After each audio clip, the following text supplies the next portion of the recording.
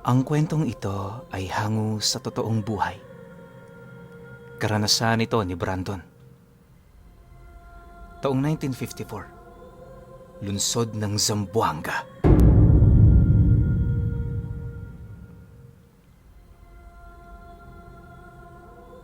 Ang sabi ng karamihan, huwag kang magpapalinlang sa kung ano ang iyong nakikita sa panlabas. Hindi lahat ng nakikita mong maganda sa paningin ay tunay na maganda. Minsan, lubhang mapanlinlang ang kaanyuan. Maagang nabulabog ang buong kapitbahay ni Brandon dahil sa bagong lipat na pamilya sa kanilang lugar. Ang mga bata sa kanilang paligid ay kahihimigan ng pananabik sa kanilang boses sapagkat masaya silang makakilala ng bagong kapitbahay. Si Lito, ang matalik na kaibigan ni Brandon, ay tuwang-tuwa nang ihatid ang balitang ito sa binata at sa kanyang ama na si Mang Gaspar. Ano ba yun, Lito? Bakit ang aga mong nagsisisigaw dyan sa labas kanina? Para kang baliw. Saad ni Brandon. Mapungay pa nga ang mga mata ng binata habang hinihilod ito sapagkat kakagising pa lamang niya. Nainis nga ang binata dahil nagising siya sa ingay ng kanyang matalik na kaibigan. Hindi ka maniniwala sa akin, pare. Mababakas ang labis na tuwa sa mga mata ni Lito. Sabik na sabik din siyang ihatid sa mag-ama ang balitang dala-dala niya. Talagang hindi ako maniniwala sa'yo. Wala ka namang sinasabi. Para kang nasisiraan ng ulo, Lito. Ano ba yung balitang dala mo, iho? At parang magandang balita ata yan. Sabat ni Mang Gaspar. Talagang magandang balita to, Mang Gaspar. Sa lapad ba naman itong ngiti ko eh? Ano ba kasi yun? Halatang naiinip na si Brandon. Umayos muna ng upo si Lito tsaka nagsalita. Pare, may bago tayong kapitbahay. Kakalipat lang nila ngayon sa atin. Kumunot naman ang noo ni Brandon. Samantalang si Mang Gaspar ay napailing na lang at tsaka umalis at nagtungo ng kusina. Wala kasing kwenta para sa matanda ang balitang yan sapagkat alam rin naman niya ang tungkol doon. Kahit kailan ka talagang bata ka. Akala ko kung ano yung magandang balita. Yan lang pala. Wika ni Mang Gaspar. Grabe naman tong si Mang Gaspar. Isa natutuwa lang naman po ako. Sabi naman ni Lito. Abay oo naman, iho. Maganda kasi at mistisa ang anak na babae ng bago nating kapitbahay. Kaya tuwang-tuwa ka. Tong batang to talaga, oo. Napakahilig sa magaganda. Siyempre naman po. Gwapo rin kasi ako kaya mahilig ako sa magagandang binibini. Lalong napailing si Mang Gaspar at tuluyan na ngang nilisan ang magkaibigan. Dahil sa sinabi ni Lito, agad siyang nakatanggap ng isang pagbatok mula kay Brandon. Kunot na kunot ang noo ng binata. Hoy Lito, ginising mo ba ako para lang dyan sa walang kwentang balita na yan? Pare, tsaka mo na sabihing walang kwenta to. Kapag nakita mo na yung, ano bang pangalan nun? Yumi. Yumi? Kakaiba yung pangalan ah. Sino naman yan? Ang napakagandang anak ng bagong lipat nating kapitbahay. Ewan ko sa'yo, Lito. Pare, maniwala ka. Ibang-iba ang ganda ni Yumi. Maraming magagandang binibini dyan sa paligid, pero si Yumi iba talaga, pre. Napakakinis ng balat niya at ang ganda talaga ng hugis ng muka. Medyo makulot ang buhok na lalong nagpaganda sa kanya. Tsaka pre, ang ganda ng katawan. Mahabang saad ni Lito habang kinikilig pa. Alam mo, Lito, ang sarap mong tadyakan. Naku pre, ang mabuti pa tumayo ka na dyan at magmumug ka na. Bakit naman? Magpapakilala tayo sa bago nating kapitbahay. Bilisan mo na pre. Wala nang nagawa pa si Brandon, kundi sundin na lang ang sinabi ng kanyang kaibigan. Bagaman naiirita ang binata sa kakulitan ni Lito, may bahagi pa rin sa kalooban ni Brandon na tila nais niya ring masilayan ang kagandahan ni Yumi. Hindi niya nga lang ito ipinapahalata sa kanyang kaibigan. Matyagang naghihintay si Lito na matapos si Brandon sa pag-aayos ng kanyang sarili. Makalipas ang ilang minuto, nagtungo na nga sila sa kinaroroonan ng bahay nila Yumi. Napailing na lang muli si Mang Gaspar nang makita kung saan tutungo ang kanyang anak at ang kaibigan nito. Pagkarating nila roon, agad na bumati si Lito sa mga magulang ni Yumi na sina Mang Andres at Ginang Teresita. Magandang umaga po sa inyo. Pagbati ni Lito. Magandang umaga rin, iho. Tugon ng ama ni Yumi. Samantalang ngumiti lamang ang kanyang ina. Inay, saan ko po ilalagay itong... Napahinto si Yumi sa pagsasalita nang mapansin ng dalawang lalaki na kausap ng kanyang mga magulang. May kausap po pala kayo? Nahihiyang wika ng dalaga. Si Lito ay tuwang-tuwa nang makitang muli si Yumi. Samantalang si Brando naman ay lalong hindi nakaimik. Labis na namamangha ang lalaki sa natural na kagandahang taglay ni Yumi. Hindi na nga napansin ni Brando na nakikipagdaldalan na si Lito sa buong pamilya dahil ang mga mata niya ay napako na rin kay Yumi. Hanggang sa bumalik na sila sa bahay nila Brandon, hindi pa rin nakaimik ang binata. Panay ngiti lamang siya. Ano pare? Napakagandang binibini, hindi ba? Bulalas ni Lito. Tumangutango lang si Brandon tsaka lihim ng umiti. Kaya lang, may kakaibang napansin ng binata sa mga magulang ni Yumi. Hindi maipaliwanag ni Brandon ang kakaibang pakiramdam na yon, ngunit hindi niya na lamang pinansin pa. Pagkatapos nilang mag-agahan, tinawag na sila ni Mang Gaspar upang tunguhin na ang kanilang sakahan sa bukid. Hindi ito ganun kalayo, ngunit hindi rin ito ganun kalapit. Maglalakad lamang sila papunta rito. Gaya ng nakagawian, sasama sa kanila si Lito dahil tutulong ang binata sa lahat ng gawain doon. Kapalit naman noon ang hati niya sa anumang aanihin nila. Ngayon nga ay mag-aani sila ng hinog at hilaw na saging upang ibenta sa palengke. Iho, magdala kayo ng maraming sako para hindi kulangin, ha? Paalala ni Mang Gaspar. Oho, tugon ni Brandon. Nakangiti nilang binagtas ang daan paakyat sa bukid. Ilang minuto lang naman ang ginugol nila sa paglalakad sapagkat mahaba at mabibilis ang kanilang bawat hakbang. Nakarating na nga sila sa taniman ng mga saging. Nagpahinga muna sila ng ilang minuto tsaka sinimula ng trabaho. Maraming bunga ng saging ang kailangang anihin kaya natagalan ng tatlo sa pagputol ng puno ng mga ito. Inabot pa nga sila ng 4 na oras. Nang matapos ay 12:00 na ng tanghali, kaya nag-aya na si Mang Gaspar na umuwi na sila. Sabay-sabay nga silang umuwi habang pasan-pasan ang tig-iisang sako ng saging. Laging nagpapahinga si Lito at Brandon dahil sa bigat nito, samantalang si Mang Gaspar ay paminsan-minsan lang. Tuloy ay nauna nang nakarating ng bahay ang matanda kaysa sa dalawang binatang magkaibigan.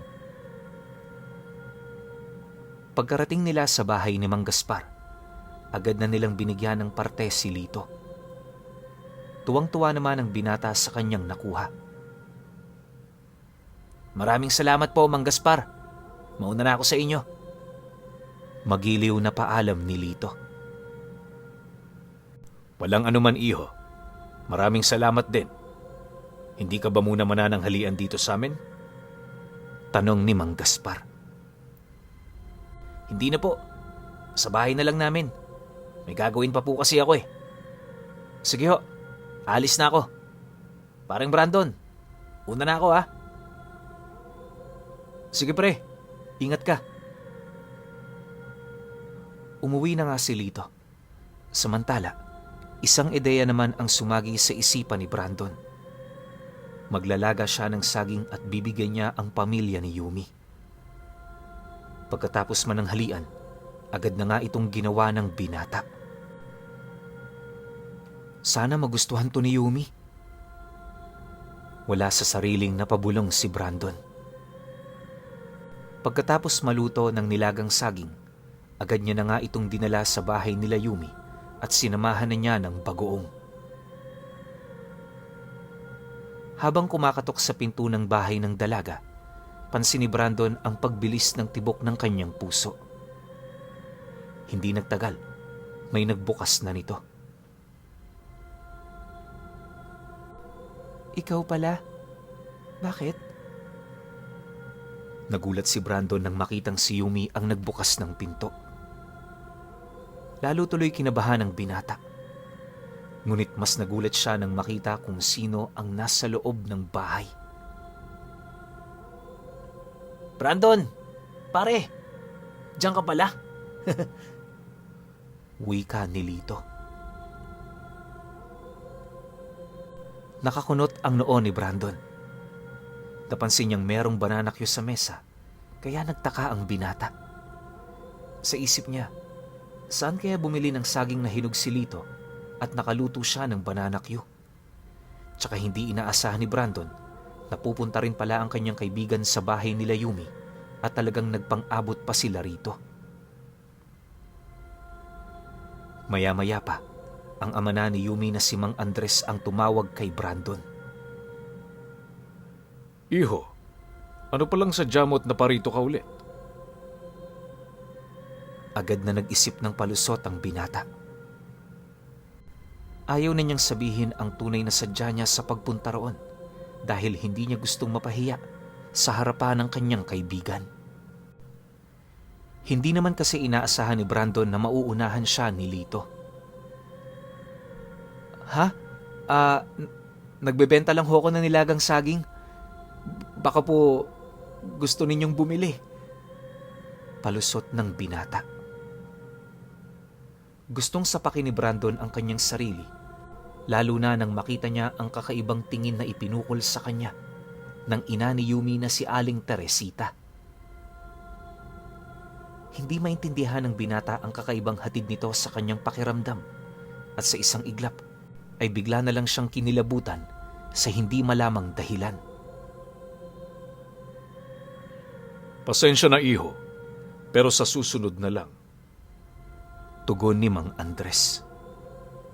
Tsaka pa lamang bumalik sa sarili si Brandon nang marinig ang sagot nito. Sige ho, mauna na ako. Sige ho ah.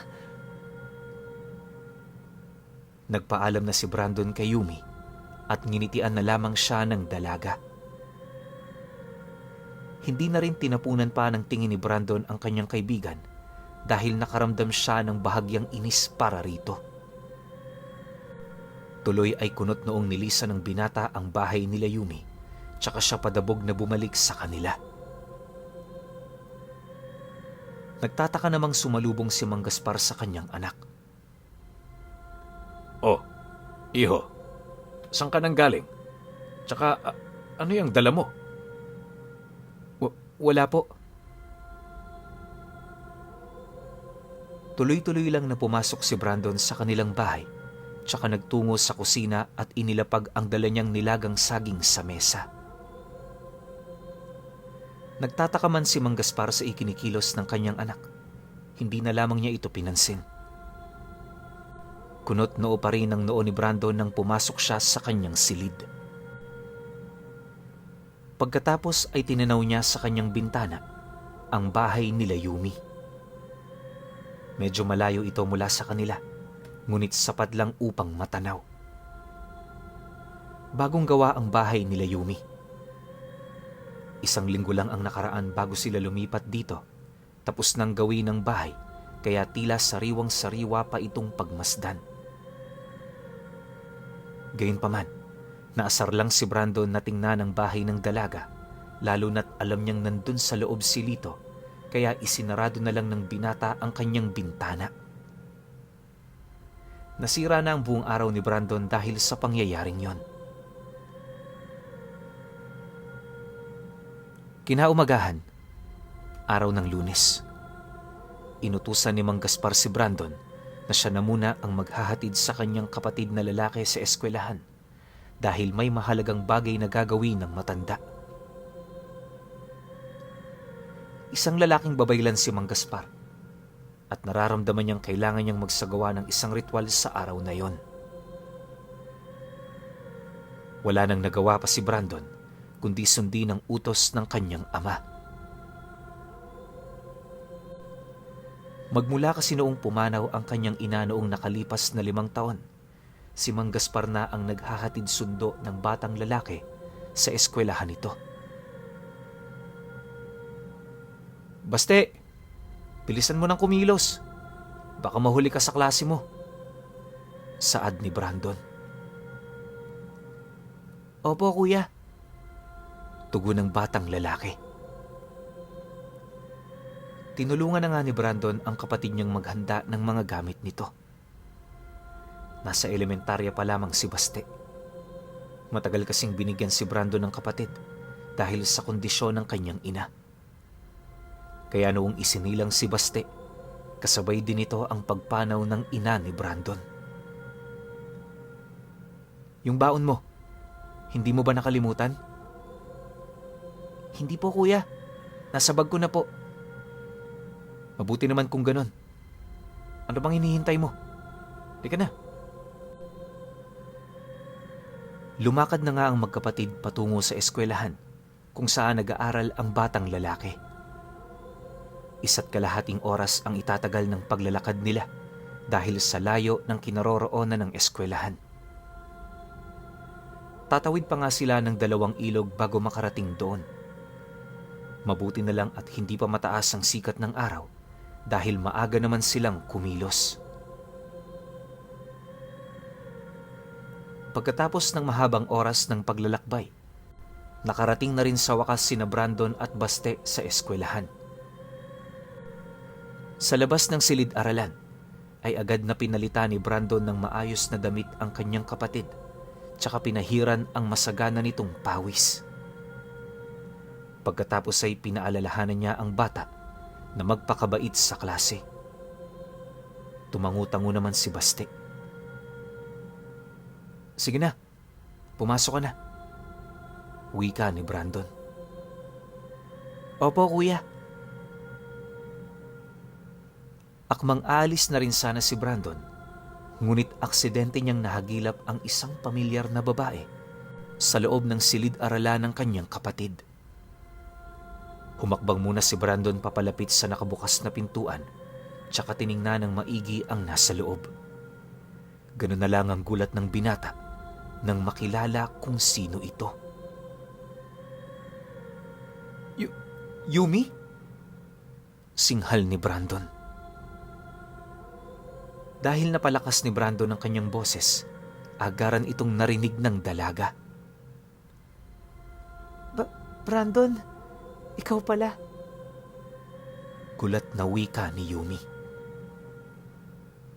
Ngumiti ng matamis ang dalaga sa kanya at tila natunaw naman ang puso ni Brandon. Tumayo ang binibini tsaka humakbang palabas ng silid-aralan at hinarap si Brandon ng may maaliwalas na muka. Ikaw ba ang guro nila? Tanong ng binata. Tumango si Yumi habang nakangiti pa rin. Saglit silang nag-usap ng kung ano-anong mga bagay, kaya tuwang-tuwa ang puso ni Brandon. Habang nakatitig ang binata sa mga mata ni Yumi, tila nakaramdam siya ng kakaiba. Para bang nabighani ng husto si Brandon at sa isang iglap lang, masasabi niyang may pagsinta na siya sa binibining kaharap. Hindi maipaliwanag ni Brandon ang kanyang nararamdaman. Parang ginayuma ang binata, ngunit aminado siyang napakasarap nito sa pakiramdam. Nang matapos ang maikling daldalan ng dalawa, nakangiting naglalakad si Brandon pauwi. Maging sa pagtawid niya ng ilog, nakangiti pa rin siya. Hindi na nga namamalayan ng binata na lumalangoy na pala siya. Tuloy ay basang-basa ang kanyang buong katawan. Mukhang umiibig na yata ako ah. Wala sa sariling wika ni Brandon. Parang baliw na nakangiti lamang si Brandon hanggang sa makarating sa kanilang bahay. Mabuti na lang at hindi ito napansin ni Mang Gaspar. Sa kabila nito, walang kaalam-alam ang binata sa tunay na pangyayari sa kanyang paligid. Ang hindi niya alam, ito na ang simula ng kamalasan ng kanyang buhay.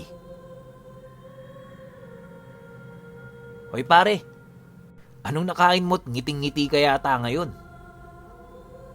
Nagulat si Brandon sa biglaang pagsulpot ni Lito. Nandito ka na naman pala. Natutuwang tugon ni Brandon. Siyempre naman pre, nababagot ako sa bahay eh. Sa kabutihang palad ay nawala ang pagkainis ni Brandon sa kanyang kaibigan. Masyadong natutuwa ang binata ngayon para pagtuunan ng pansin ang nangyari noong nakaraan sa bahay nila Yumi. Nangungulit si Lito ng husto kay Brandon. Pinilit niya ang binata na magsabi ng dahilan kung bakit ito nakangiti ng walang humpay. Tuloy ay nagawa na lang ni Brandon na sabihin kay Lito na may gusto na siya kay Yumi at balak niya raw itong ligawan. Dahil dito biglang nagbago ang ekspresyon ng mukha ni Lito. Kung kanina ay nangungulit siya, ngayon na may biglang natahimik ang lalaki. May gusto ako kay Yumi pare. Nais ko na siyang ligawan. Matutulungan mo ba ako? Bulalas ni Brandon. Matagal bago nakasagot si Lito. Hindi niya inaasahang marinig ang mga katagang yun mula kay Brandon, lalo na't may gusto rin siya kay Yumi. Ano pre? Matutulungan mo ba akong ilakad kay Yumi? Pag-ulit pa ni Brandon. Matamlay namang sumagot si Lito. Ha? Oo naman. Walang nagawa si Lito kundi ang sumang-ayon na lamang. Ayaw niya rin kasi ng gulo, lalo na't matalik na kaibigan niya si Brandon.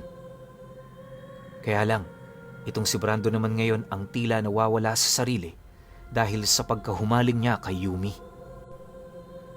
Para bang nakalimutan ni Brandon na sa umpisa pa lang, si Lito na ang naunang namangha ng husto sa kagandahan ni Yumi. Gayunpaman, nagpadala na lang si Lito sa Agos at hindi na kumumpronta pa sa kagustuhan ng kanyang matalik na kaibigan. Nagpaalam na si Lito at umuwi na sa kanila. Pag-alis ng binata, siya namang pagpasok ni Mang Gaspar sa silid ng kanyang anak. Brandon, iho, maaari ba kitang makausap? Wika ng matanda. Oo naman po tay. Bakit ho? Hindi maganda ang kutob ko sa mga pangyayari ngayon, iho. Biglang kumunot ang noo ni Brandon dahil sa sinabi ng kanyang ama. Pangyayari? Anong pangyayari po ang sinasabi ninyo? Takang tanong ng binata. Masama. Masamang pangyayari. Maikli namang sagot ni Mang Gaspar. Lalong nagtaka si Brandon sa kanyang narinig. Wala namang kasing masamang nangyayari sa kanilang paligid, kaya nagtataka ang binata kung ano ang ibig sabihin ng kanyang ama. Gayunpaman, walang naisagot si Mang Gaspar. Maging ang matanda ay hindi alam kung ano ang ibig sabihin nito. Basta nararamdaman niya lang na hindi na maganda ang simoy ng hangin. Nagpasya na lamang si Mang Gaspar na sunduin ang bunso niyang anak sa eskwelahan. Samantalang si Brandon ay abala na sa pamimitas ng rosas sa kanilang hardin. Pananim ito ng kanyang ina noon na patuloy nilang pinangangalagaan bilang alaala sa namayapa nilang mahal sa buhay. Kinagabihan, nagtungo si Brandon sa bahay ni Lalito. Hinanap niya ang matalik na kaibigan dahil nais niyang samahan siya nito sa bahay nila Yumi. Kaya lang, tumanggi si Lito. Pasensya na pre. Marami pa kasi akong kailangan tapusin dito sa bahay eh. Sa susunod na lang siguro. Nadismaya man si Brandon sa tugon ng kanyang kaibigan, hindi pa rin ito naging hadlang para umurong siya. Itinuloy ni Brandon ng mag-isa ang kanyang balak. Nagtungo na nga siya roon sa bahay nila Yumi. Gayunpaman, bago makarating ay aksidenteng nakita ni Brandon ang isang nilalang na hindi niya maipaliwanag. Agarang nagulat at kinabahan ng binata sa kanyang nakita. Meron itong pilit na hinihinala, ngunit hindi masyadong maaninag ni Brandon dahil madilim na ang paligid. Hindi nagtagal ay bigla rin naman itong nawala. Ano kaya yon? Binubulungan lang ng binata ang kanyang sarili, pagkatapos ay umiling siya at saka nagpatuloy sa paglalakad hanggang sa makarating sa bahay nila Yumi. Sa pagkakataong ito, si Ginang Teresita naman ang nagbukas ng pintuan. Anong ginagawa mo rito? Bungad ng ginang. Bago pa man makabati ang binata, ay inunahan na siya ng matalim na titig ni Ginang Teresita. Tuloy ay napalunok ng sariling laway si Brandon at bigla siyang kinabahan. Magandang gabi po sa inyong lahat. Anya. Nang makita ni Mang Andres ang binata, agad niyang tinanong kung anong sadya nito. Sinabi rin ni Brandon na nais niyang makita at makausap si Yumi, kaya tinawag ang dalaga ng kanyang ama. Mabilis namang lumabas si Yumi mula sa kanyang silid. Nagulat pa ang dalaga nang makita si Brandon, lalo na nang masilayan ang daladala nitong rosas. Agad naman itong ibinigay ni Brandon sa dalaga. Maraming salamat. Simpleng tugon ni Yumi. Nag-usap na nga ang dalawa. Nagpahayag ng damdamin si Brandon at tila hindi naman nagulat ang buong pamilya ng dalaga. Formal na rin siyang nagpaalam na umaakyat ng ligaw kay Yumi. Gayunpaman, hindi pa rin mawala-wala sa binata ang kakaibang pakiramdam sanhi ng matatalim na titig ni Aling Teresita sa kanya, ngunit pilit niya pa rin itong hindi pinapansin. Umuwing malapad ang ngiti ni Brandon ng gabing yon. Sinundan siya ng kanyang ama pagpasok sa kanyang silid. Brandon, iho. Tawag ng matanda. Tay, bakit ho? May masamang mangyayari sa gabing ito, anak. Kumunot ang noo ni Brandon. Ang kaninang malapad niyang pagkangiti ay napalitan ng pagtataka. Nagtanong na naman si Brandon kung ano masamang mangyayari sa sinabi ng kanyang ama, Ngunit wala pa ring malinaw na sagot ang matanda. Wala na ring iba pang binitawang salita si Mang Gaspar. Agad na siyang lumabas ng silid ni Brandon tsaka nagtungo sa kanyang kwarto. Napaisip tuloy nang wala sa oras si Brandon.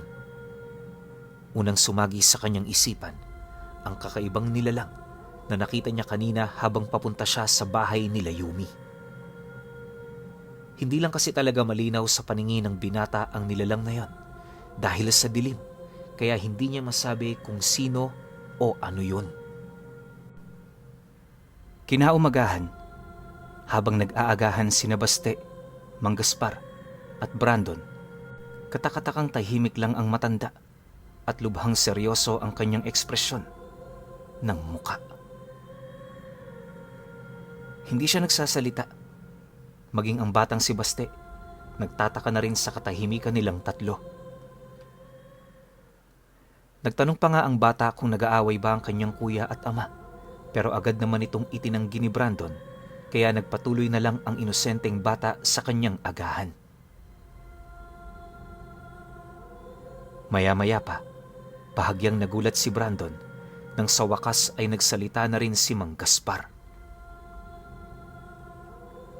Brandon, iho.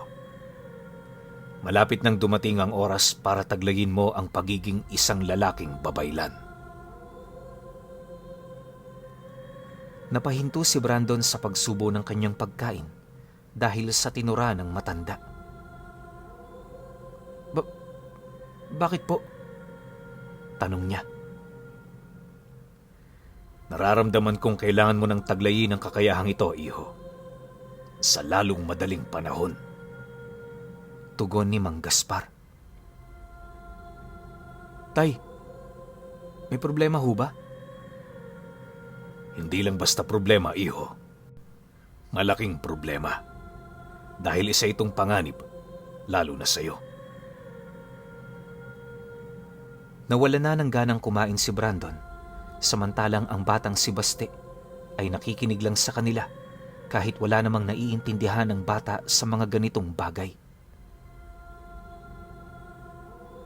Natapos na ngang kumain si Baste tsaka tumayo na siya at inasikaso ang sarili. Kinuha naman ni Mang Gaspar ang pagkakataong yon para kausapin ng mas masinsinan ang kanyang panganay na anak. Anak, nanganganib ang iyong buhay. Wika ni Mang Gaspar. Itay naman oh. Lagi niyo na lang akong tinatakot at nililito. Bulalas naman ni Brandon. Hindi kita tinatakot, iho. Binabalaan kita. Kailangan mo nang maging babaylan upang may lakas kang labanan ng masasamang elemento na aatake sa'yo. Lalong-lalo na ang mga aswang. Po? Aswang? Tay, di ba wala namang aswang dito sa atin? Tumahimik si Mang Gaspar tsaka tinitigan ng kanyang anak. Nagtataka namang tumitig din si Brandon sa matanda. Gulong-gulo ang kanyang utak dahil sa sinabi ni Mang Gaspar sa kanya. Hindi alam ng binata kung maniniwala ba siya rito o hindi. Ni minsan kasi, wala pa namang napabalitang aswang sa kanilang lugar. Anak, sa unang pagkakataon, may batang nasawi at pinaghihinala ang biktima ng aswang. Nagulat si Brandon sa kanyang narinig. Ano po? Totoo ba yan? Totoo, iho. Mamayang gabi ay pupunta ako sa lamay ng batang yon. May nais akong alamin. Gusto mo bang sumama sa akin? Napukaw ang interes ni Brandon sa bagay na ito. Nagpasya ang binata na sumama sa kanyang ama na tunguhin ang lamay ng sinasabi nitong batang biktima ng aswang. Kinagabihan nga, nagtungo na nga sila roon. Agad na dumiretso si Mang Gaspar sa ataul at tinitigan ang bata habang hawak-hawak ang kamay ni Baste, samantalang si Brandon naman ay lihim na nakikinig sa usapan ng mga tao sa kanyang paligid. Natuklasan ni Brandon na meron ngang aswang ang kanilang lugar at nang bibiktima na ito sa unang pagkakataon. Bata ang unang biktima, kaya iniingatan nila ang kanilang mga batang anak. Matindi ang usap-usapan ng mga tao. Kilala ang lugar nila bilang payapang lugar at walang gulo. Kaya ang pangyayaring ito ay talagang hindi maiwasang pag-usapan ng husto sapagkat wala pang ganitong pangyayari sa kanilang lugar noon. Maririnig din ang malalakas na iyakan ng pamilya ng batang nasawi, maging ang pagpapatahan dito ng ibang mga tao.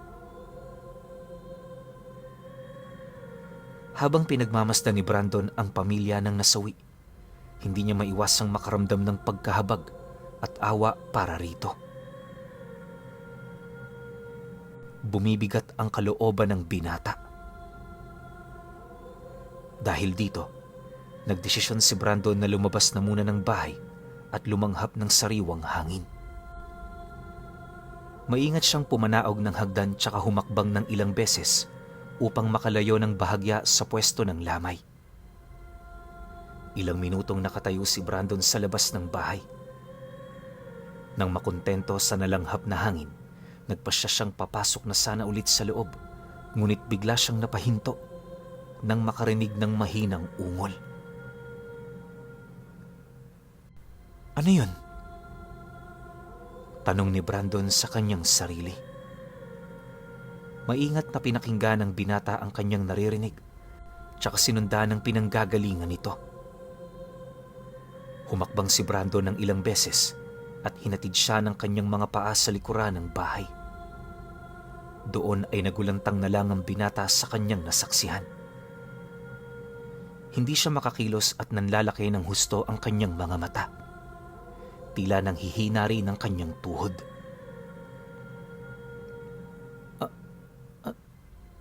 Anong ginagawa ninyo? Wala sa sariling napatanong si Brandon nang makita sina Lito at Yumi na naghahalikan. Bahagya pang nagulo ang damit ng dalawa. Teka lang pare. Hindi. Magpapaliwanag ako. Sinubukang magsalita ni Lito. Gayunpaman, hindi na hinintay pa ni Brandon na muling makapagsalita ang kaibigan. Agad na siyang umalis sa bahay na yon at binilisan niya ang kanyang paglalakad. Brandon! Pare! Sandali lang!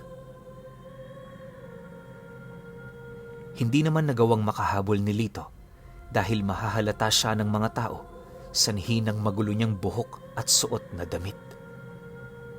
Si Yumi naman, palihim lang na nakangisi sa gilid tsaka walang pasabing umalis sa bahay na yon. Nang lingunin siya ni Lito, wala na roon ang dalaga sa kanyang pwesto kanina. Tuloy ay nalilito ang lalaki kung sino ang hahanapin.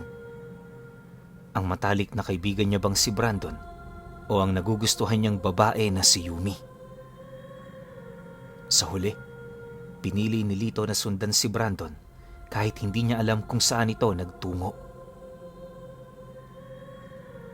Dumiretso si Lito sa bahay nila Brandon, ngunit naabutan niyang wala pang ibang tao roon. Ibig sabihin hindi umuwi si Brandon. Hinanap na nga siya ni Lito sa kung saan-saan, ngunit walang Brandon na natagpuan ng lalaki.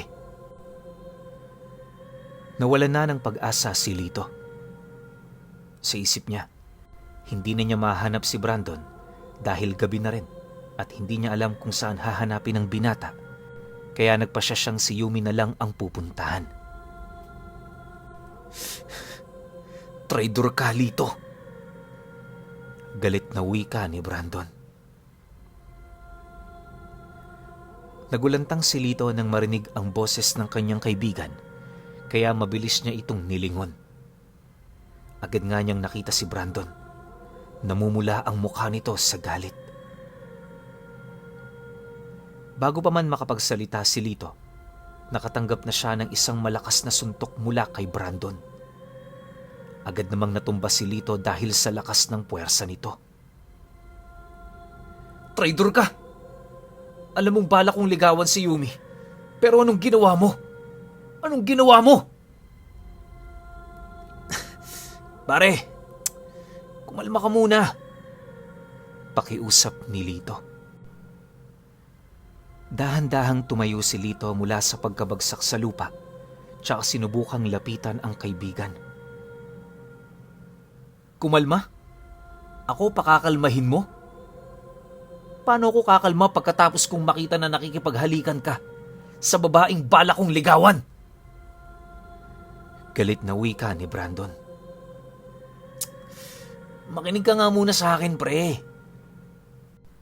Hindi ako makikinig sa mga katulad mong traidor. Pre, patawarin mo ko. Nobya ko na si Yumi. Saad ni Lito. Dahil sa narinig ni Brandon, hindi na naman siya nakakilos sanhi ng gulat. Ngunit nang makabawi ay biglang gumalaw ang kanyang kamao at muli itong tumama sa mukha ni Lito. Sa ikalawang pagkakataon, bumagsak ito sa lupa. Traidor ka talaga, Lito. Traidor ka! Traidor! Pagkatapos nun ay galit na lumisan si Brandon, tsaka umuwi sa kanila ng nakayukomang kamao at nagtatagpo ang pang-itaas at pang-ibabang bagang. Dahil sa galit, hindi na napansin pa ni Brandon na naroon sa kanilang sala ang kanyang ama at matyagang naghihintay sa kanya. Nauna na pala itong umuwi.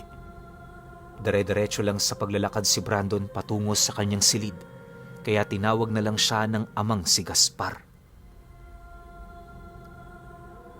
Saan ka nang galing, iho? Bigla kang nawala roon sa lamay, kaya akala ko'y nauna ka nang umuwi. Bungad ni Mang Gaspar. Sa halip na sagutin ang tanong ng kanyang ama, ibang bagay ang itinugon ni Brandon.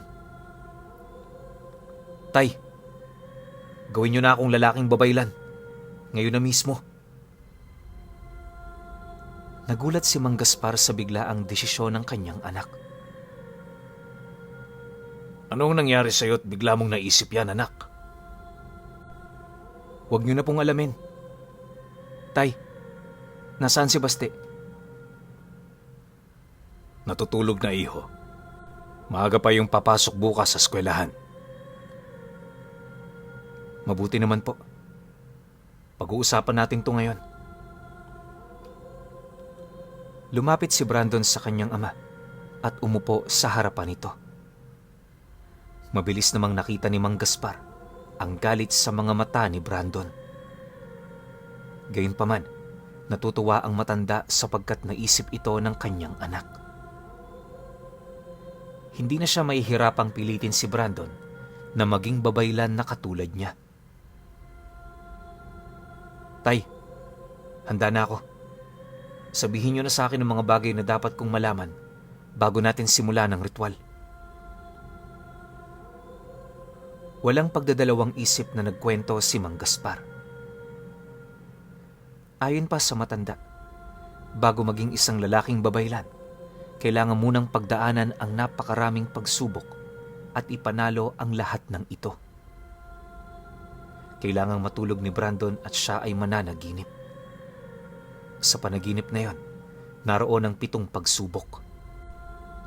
7 bundok ang kailangan niyang tawirin ng matagumpay. Bawat bundok, merong kaakibat na laban. Iba-iba ang mga nilalang na makakalaban niya sa mga bundok. Merong tao, hayop, serpente, at iba pang masasamang elemento. Bagaman panaginip lang ito, ang lahat ng sugat na matatamo ni Brandon ay mararamdaman niya pa rin na parabang nangyari ito sa kanya sa tunay na buhay. Kailangang maipanalo ni Brandon ang lahat ng pagsubok na ito dahil kung hindi na rin siya magigising. Sa madaling salita, 2 lamang ang patutunguhan ng mga taong nais maging babaylan: ang kapangyarihan o kamatayan. Kung magtagumpay si Brandon, makukuha niya ang kapangyarihan ng isang babaylan na manggagamot o magbigay ng sakit sa ibang tao. Ngunit kung matalo siya sa bawat laban sa bundok na yon, hindi na siya magigising at kamatayan ang naghihintay sa kanya. Ngayong alam mo na ang mga bagay na ito, anak. Nais mo pa rin bang maging babaylang lalaki? Paniniguro ni Mang Gaspar.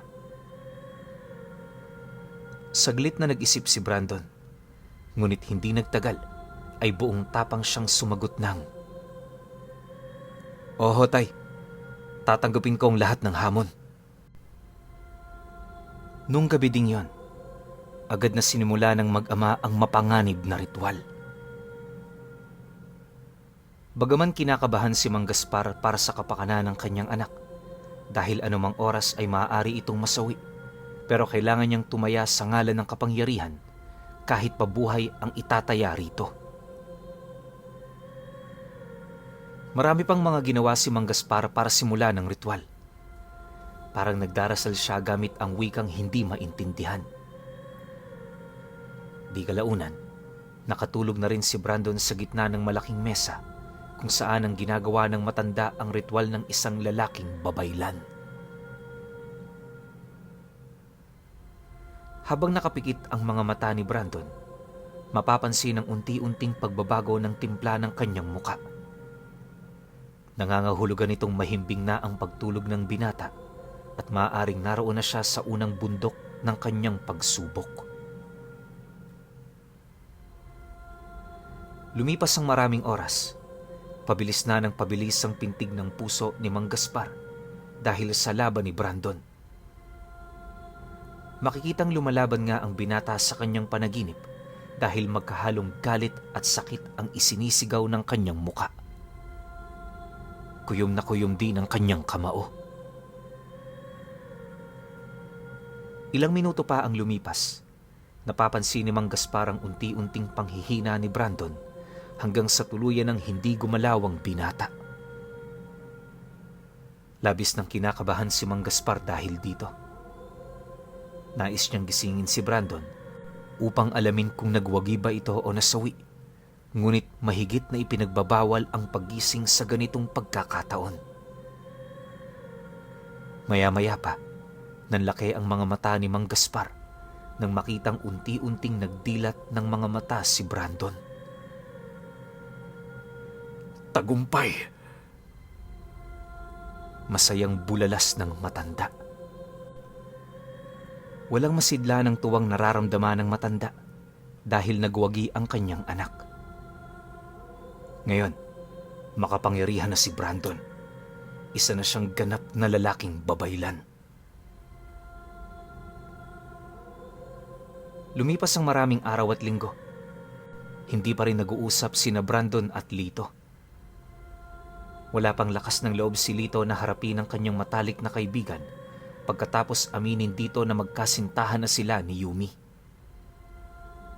Si Brandon naman, hindi pa rin nababawasan ng galit sa dati niyang kaibigan na itinuturing na niyang kaaway. Bawat araw na nagdaan, nadaragdagan pa nga ang galit na nararamdaman ni Brandon para kay Lito, maging kay Yumi. "Itay, gusto kong mabaliw si Lito." Matapang na saad ni Brandon. Nagulat si Mang Gaspar sa sinabi ng binata. Ano yun, anak? "Narinig niyo ako, tay. Gusto kong mabaliw ang traidor na yon." Yan ba ang dahilan kung bakit matapang kang humarap sa hamon ng pagiging isang babaylan? Tanong ni Mang Gaspar. "Ganun na nga po, tay." Pero anak, kaibigan mo si Lito. Dating kaibigan, itay. Dating kaibigan. Wala na akong balak kaibiganin ng isang traidor na kagaya ni Lito. Kamumuhian ko siya habang buhay. Wala nang nagawa pa si Mang Gaspar para pigilan ang binabalak ng kanyang anak. Malakas na si Brandon at kayang-kaya na niyang magsagawa ng madilim na ritual laban kay Lito.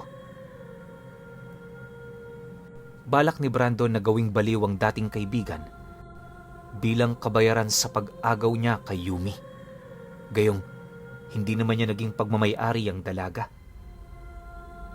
Sadyang hindi lang matanggap ni Brandon na si Lito ang nagwagi sa kanilang dalawa.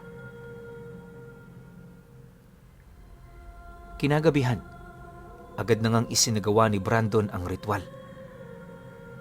Nahihirapan ang binata sapagkat ito ang una niyang pagkakataon na maminsala sa ibang tao, kaya hindi nagiging mabilis ang paggana ng ritual. Mabigat ang loob ni Mang Gaspar na pinapanood ang kanyang anak. Wala rin siyang kakayahan para pigilan si Brandon sapagkat ayaw niyang maglalaban ang kanilang maitim na kakayahang taglay. Hindi man nagiging madali para kay Brandon, pero sa bandang huli, nagtagumpay pa rin siya. Ilang araw ang lumipas. Napabalita na sa buong lugar nila ang biglaang pagkabaliw ni Lito. Walang nakakaalam sa sanhi ng pangyayaring ito, lalo na't wala ring ibang nakakaalam na babaylan si Mang Gaspar at may kakayahan siyang gawin yon. Higit sa lahat, walang ibang nakakaalam na isa na ring lalaking babaylan si Brandon. Malakas ang epekto ng ritual ni Brandon laban kay Lito. Kung saan-saan na raw napadpad ang binata, kung ano-ano ang pinaggagawa at halos hindi na maintindihan ng mga pinagsasasabi niya. Nagtataka ang lahat sa pangyayaring ito, lalong-lalo na ang mga magulang ni Lito dahil wala naman silang lahing baliw para pagmanahan ng binata. Nasa tamang oras din siya kumain at walang malalang problema para ikabaliw niya. Kaya nakakapagtaka talaga ito sa ibang tao.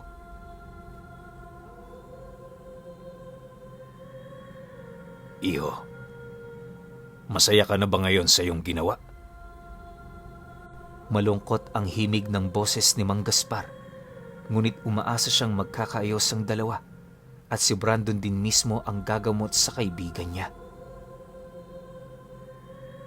Kaya rin naman kasi ni Brandon na gamutin ang sarili niyang pamiminsala. Bahagi ito ng kakayahan ng mga babaylan. Ang ikinakabahala ni Mang Gaspar ay malayang kumikilos ang tunay na kalaban dahil ang dapat sanang magkakampi ay naging magkaaway. Gayunpaman, wala ring sapat na lakas ng loob si Mang Gaspar na sabihin kay Brandon na ang tunay na kalaban ay walang iba kundi si Yumi, ang babaeng nagpaaway sa dalawang magkaibigan. Naghihintay lang si Mang Gaspar ng tamang pagkakataon para sabihin sa kanyang anak ang tunay na katauhan ni Yumi. Hanggang sa may naisip na paraan ng ama ni Brandon. Sinadya niyang tagalan ng pagsundo kay Baste at iutos ito sa kanyang anak.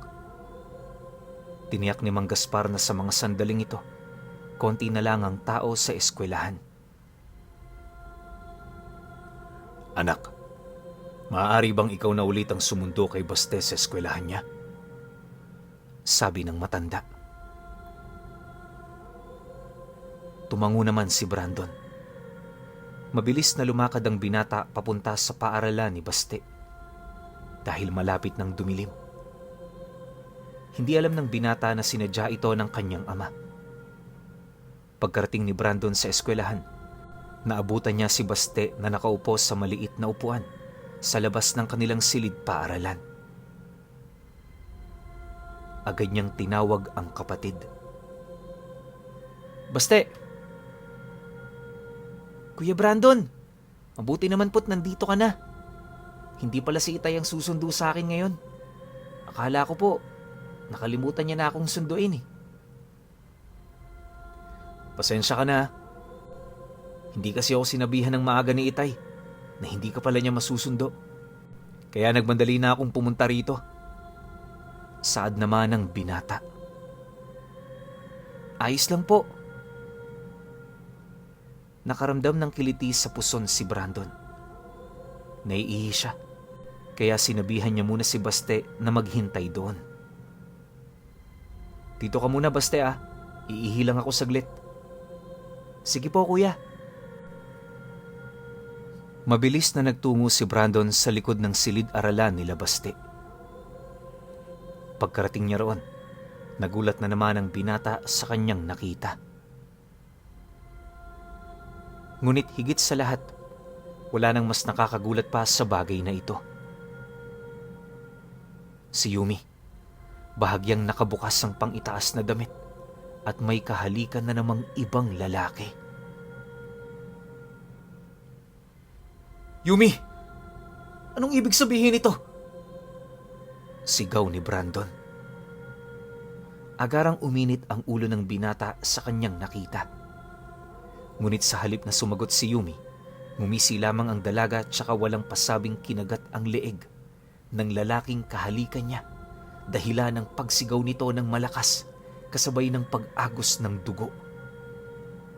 Nanlaki ng husto ang mata ni Brandon sa eksenang yon. Pagkatapos ay walang pasabing sumugod si Yumi sa kanya. "Kuya Brandon!" Nataranta si Brandon nang makita si Baste na sumunod sa kanya, kaya mabilis siyang gumalaw upang salubungin ng babae at pigilan ito kung sakaling kapatid niya ang susugurin. "Bitawan mo ako, Brandon!" Sigaw ni Yumi habang nagpupumiglas. Halatang gutom na gutom ang dalaga. Tila nawawala rin sa sarili.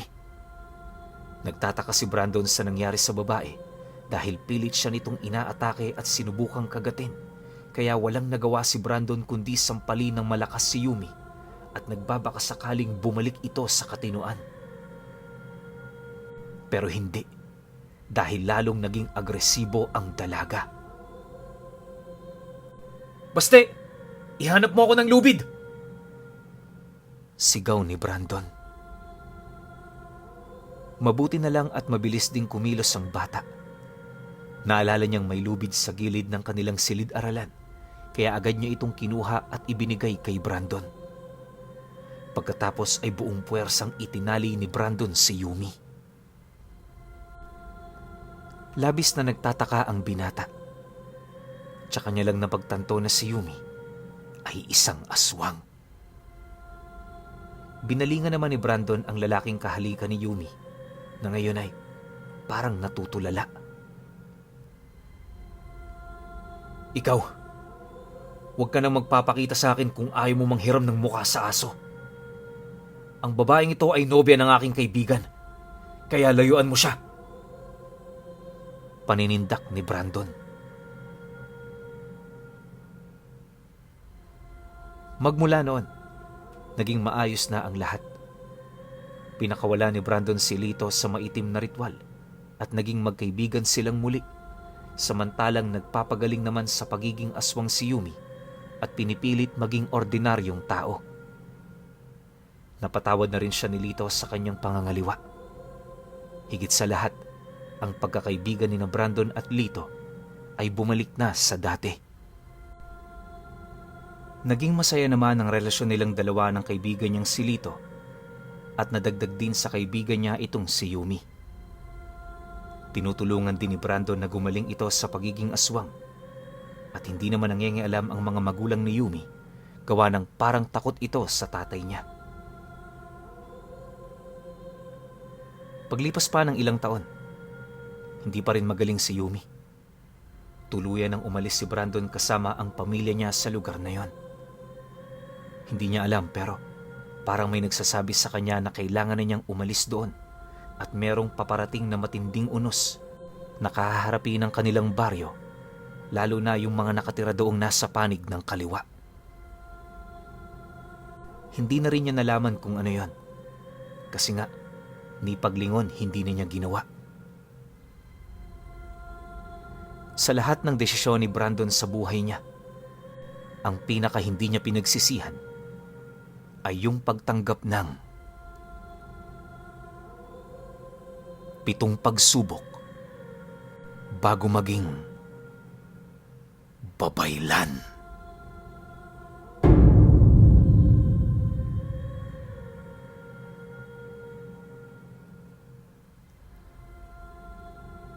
Okay. Opinyon ko sa kwento. Alam nyo, isa lang naman nakita ko sa kwento na to eh.